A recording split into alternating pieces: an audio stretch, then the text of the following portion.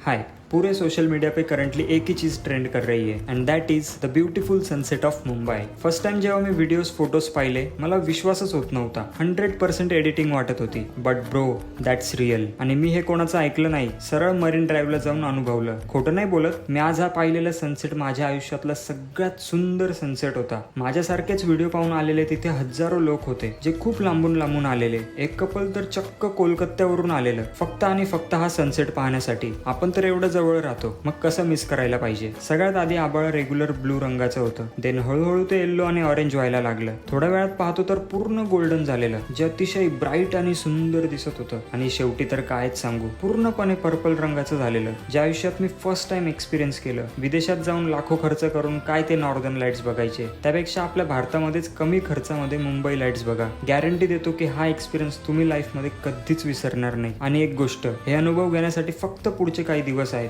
नंतर 1 वर्ष वाट बघावी लागेल। सो लवकरात लवकर प्लॅन करा।